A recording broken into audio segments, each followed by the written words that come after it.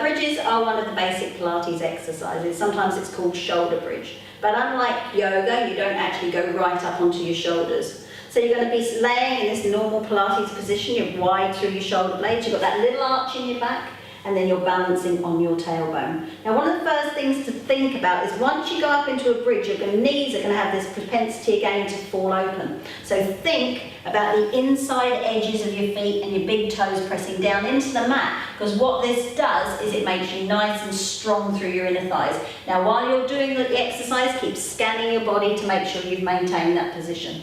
So I want you to breathe in wide into your ribs, and as you breathe out, you're going to try and push your whole back into the floor. Don't use your bottom or hip flexor muscles, and you're going to feel that whole spine imprinting into the mat. On the next out breath, you're going to start squeezing, recruiting your bottom muscles, so your pelvis is trying to roll off the floor like a roller blind. So don't be tempted to lift through your back. Make sure your bottom muscles are doing all the squeezing, and you're trying to get the bottom of your pelvis higher than the top. So if you've got your index finger at the bottom of your pelvis and your thumb at the top, then you've got to get a real tilt to make your index finger higher than your thumb. Once you're up there, you've got a sense of length, and those knees lengthening towards those toes, still strong through your inner thighs. Then you're going to breathe in, and that sigh is going to relax your body and bring you down one vertebrae at a time, very slowly, but that bottom is still squeezing up till the very last minute, and then you roll yourself all the way back down to your tailbone.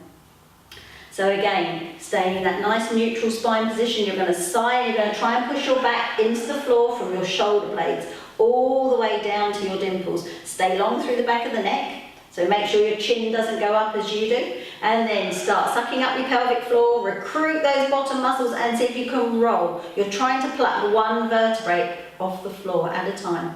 Keep the breathing going, try not to hold your breath.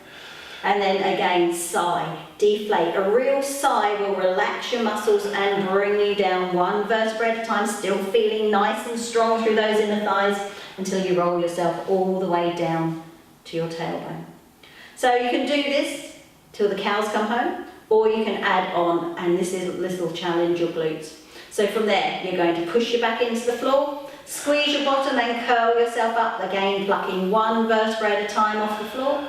And then to challenge yourself, really squeeze those bottom muscles and push the right heel into the floor and float the left knee into a knee float. Nice and strong through that bottom, bringing it up, make sure your pelvis doesn't drop.